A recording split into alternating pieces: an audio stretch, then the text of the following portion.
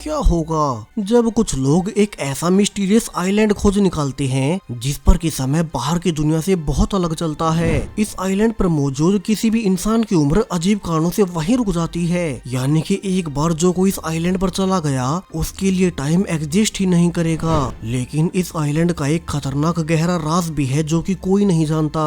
अब वो क्या और इस आइलैंड की मिस्ट्री क्या है, सब कुछ चलिए शुरू से जानते हैं हमारी आज की मूवी में। अब कहानी की शुरुआत एंजेला नाम की एक सिंगल मदर से होती है, जिसके की पति की मौत होने के बाद उसे खुद ही अपने 3 बच्चों को पालने के लिए अपने घर में एक रेस्टोरेंट चलाना पड़ता है। अब एंजेला के 3 बच्चों में से एक लड़की वेंडी और 2 ट्विंस डगलस और जेम्स हैं। वही उनके रेस्टोरेंट के बिल्कुल पास से एक ट्रेन ट्रैक जाता है, सो वे अक्सर ट्रेन को देखते रहते। लकीली आजकल एंजेला का रेस्टोरेंट काफी अच्छा भी चल रहा था, लेकिन अब एक दिन जब एक थॉमस नाम के बच्चे का 7वां जन्मदिन था और वो एंजेला के ही रेस्टोरेंट में अपने पेरेंट्स और बाकी बच्चों के साथ अपना बर्थडे मना रहा था कि इसी सेलिब्रेशन के बीच कुछ लोग थॉमस का मजाक बनाने लगे, जिससे कि वो गुस्से में जब कोई उसे देख नहीं रहा था तो थॉमस बीच खाने से उठकर बाहर निकल जाता है। यहीं रेस्टोरेंट की साइड में ट्रेन ट्रैक तो था ही, सो वो गुस्से में एक ट्रेन में चढ़ गया और ऊपर से छोटी वेंडी इन सब कुछ को देख रही थी। अब धीरे धीरे इस घटना को 6 साल बीत चुके हैं। वेंडी भी अब थोड़ी बड़ी हो गई, लेकिन वो उस दिन वाली घटना को कभी नहीं भुला पाई। दरअसल उस दिन के बाद से जब थॉमस ट्रेन में चढ़कर कहीं चला गया था, तब से ही उसका कभी किसी को पता नहीं चल पाया है। पूरे टाउन के लोगों से लेकर पुलिस वालों तक उसे हर किसी ने ढूंढा, लेकिन थॉमस का किसी को फिर कभी पता नहीं चला।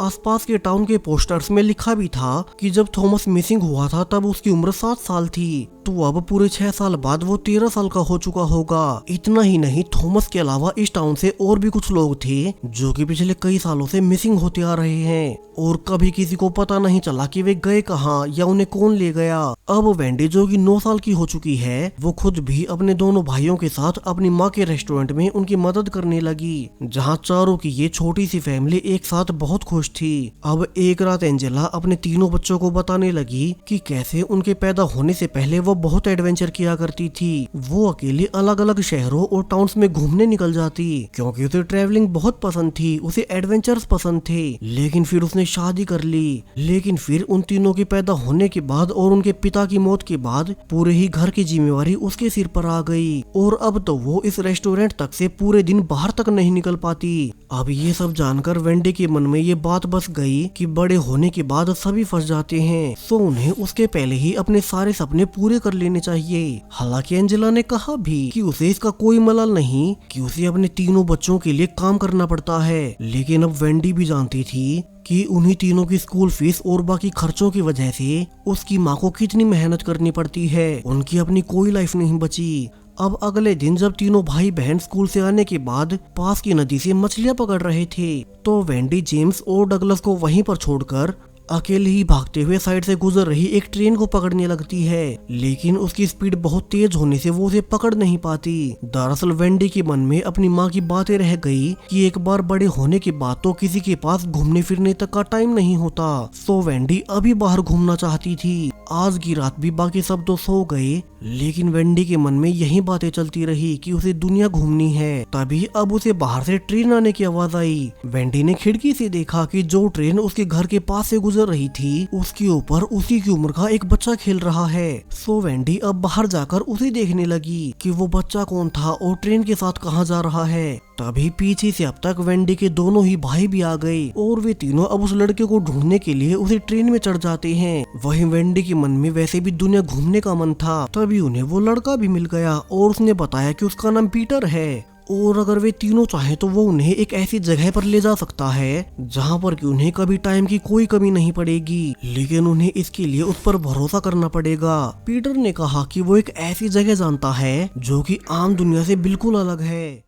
अब काफी दूर आने के बाद जब ट्रेन एक ब्रिज के ऊपर से गुजर ही रही थी, तो पीटर ने तीनों से कहा कि यहाँ से उन्हें नीचे नदी में कूदना होगा क्योंकि उस सीक्रेट जगह का रास्ता यहीं से होकर गुजरता है। फिर अब ब्रिज के बीच में जाकर तीनों एक एक कर ट्रेन से नीचे नदी में कूद गए, जहाँ नीचे नदी में एक बच्चा ऑलरेडी बोट के साथ मौजूद था, जो कि अब पीटर समेत बाकी तीनों को बोट में बैठाकर अपने साथ नदी के रास्ते दूर ले जाने लगता है और फाइनली काफी देर के सफर के बाद वे एक बहुत ही सुंदर से दिखने वाले आइलैंड तक पहुंच गए। हालांकि अब अजीब बात, जितना वे आइलैंड के करीब जाते जा रहे थे उन्हें पानी से अजीब सी आवाजें आने लगी, ऐसी आवाजें जो कि उन्होंने आज तक कभी नहीं सुनी थी। और पीटर ने रिवील किया कि ये आवाज इस पूरे आइलैंड को कंट्रोल करने वाली एक एलियन एंटिटी की है जिसे कि सब मदर कहकर बुलाते हैं। अब वेंडी और उसके दोनों भाइयों ने देखा कि यह आइलैंड तो बहुत सुंदर था। यहाँ बहुत सारे पेड़ पौधे और बीच में एक वोल्केनो मौजूद है जिससे कि निकलने वाला धुआं इस आइलैंड को और सुंदर बना रहा था। पीटर अब तीनों को अपने साथ अपने पीछे ले जाने लगता है। उसने रिवील किया कि इस आइलैंड पर सिर्फ वे ही नहीं बल्कि उन जैसे बहुत से बच्चे हैं और उनकी अपनी एक पूरी कम्युनिटी है। अब वे बातें करते हुए जा ही रहे थे कि तभी एक और बच्चा उन्हीं की ओर आने लगा और वेंडी और उसके भाई ये देखकर हैरान रह गए कि ये बच्चा तो थॉमस था, वही थॉमस जो कि 6 साल पहले कहीं मिसिंग हो गया था और फिर उसे पुलिस कभी नहीं ढूंढ पाई। वहीं इससे भी अजीब बात कि जब थॉमस मिसिंग हुआ था तब उसकी उम्र 7 साल थी और अब पूरे 6 साल के बाद जब वेंडी और उसके भाई थॉमस को देख रहे हैं तो वो तो अभी 7 साल का ही है।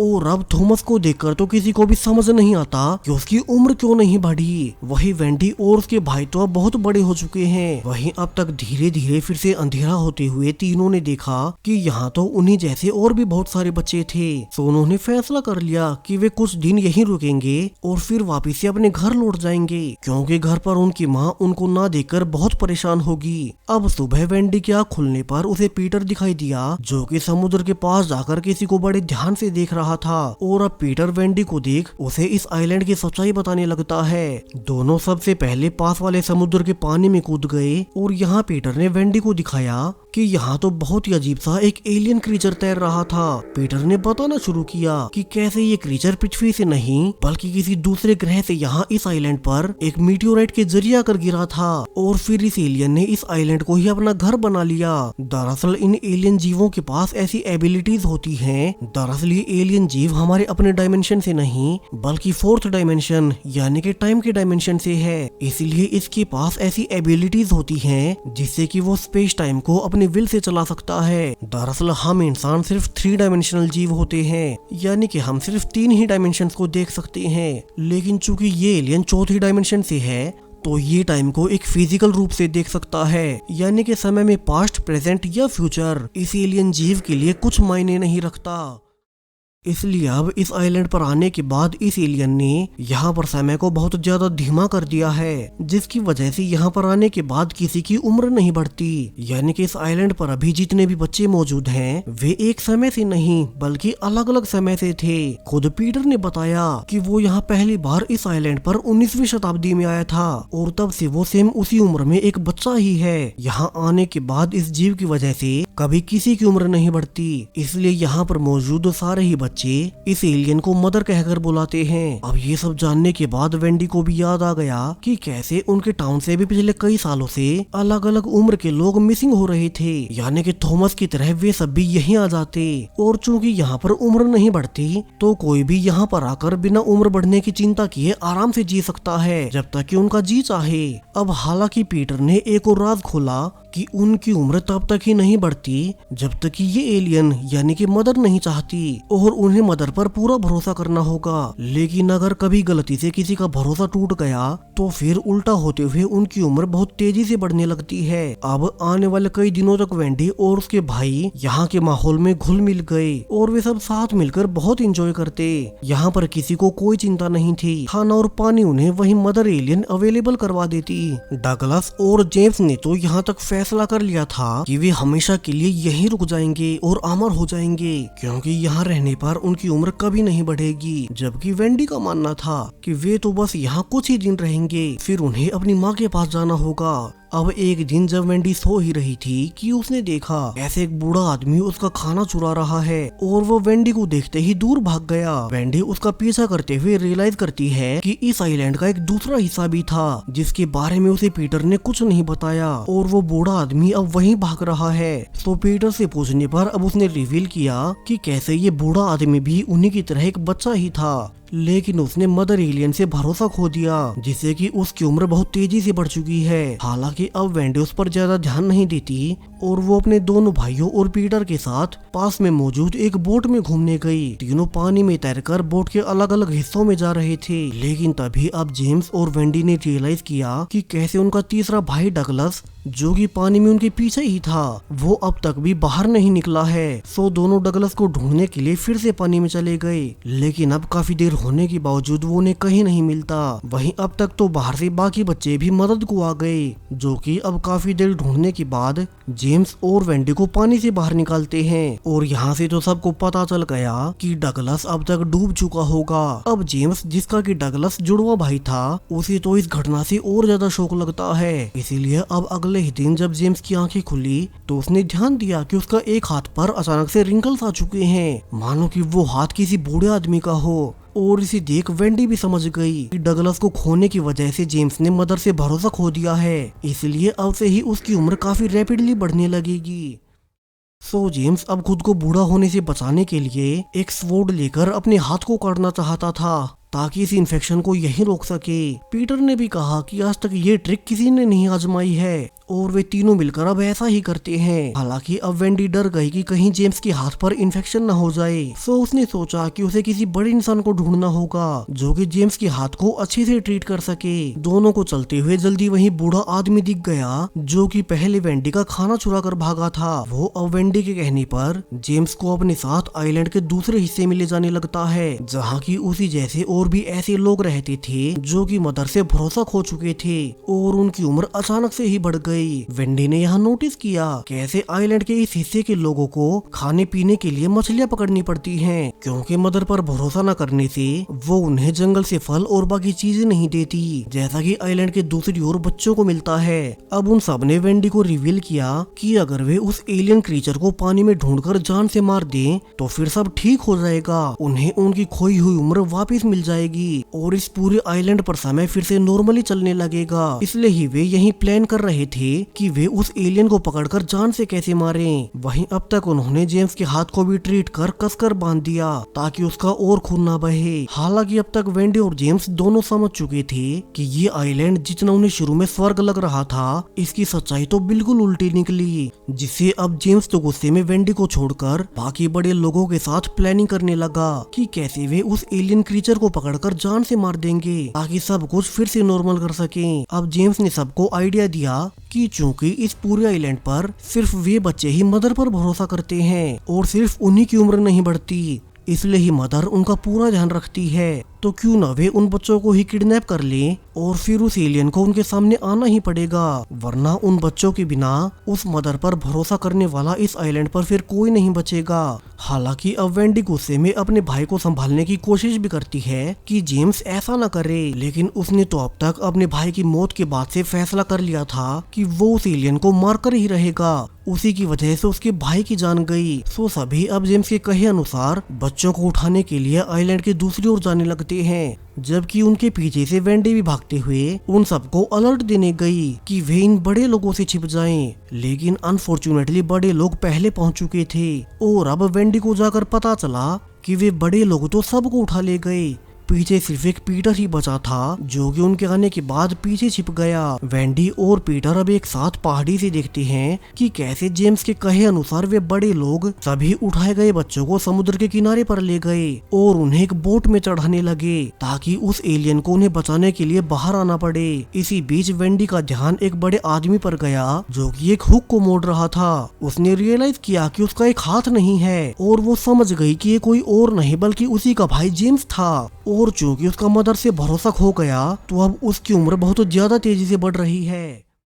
वही जेम्स की अगुवाई में सारे बड़े लोग बच्चों को एक बोट में भरकर समुद्र में ले जाने लगते हैं। तो पीछे से पीटर ने वेंडी से कहा कि उन्हें अपने साथियों को बचाना होगा और दोनों अब एक शॉर्टकट रास्ते का इस्तेमाल करते हुए आइलैंड के दूसरे हिस्से में जाने लगते हैं ताकि जितना भी हो सके उस बोट के करीब पहुंच सके। और तभी भागते हुए रास्ते में वेंडी को अपना भाई डगलस बिल्कुल सही सलामत मिल गया। अब वेंडी हैरान हुई कि वो तो बिल्कुल जिंदा है और वो उसे गले से लगा लेती है, यानी कि डगलस उस वक्त तैरकर बदलकर दूसरी दिशा में पहुंच गया था और उसे अब तक वापस आने का रास्ता नहीं मिला। अब वेंडी डगलस को सब बताती है कैसे जेम्स डगलस को मरा हुआ समझकर अब उसी एलियन को मारने निकला है। सो उन्हें उसे रोकना होगा। दोनों अब जल्दी से उसी बोट के पास गए जहाँ शुरू में उन्हें उस बोट पर कोई दिखाई नहीं देता।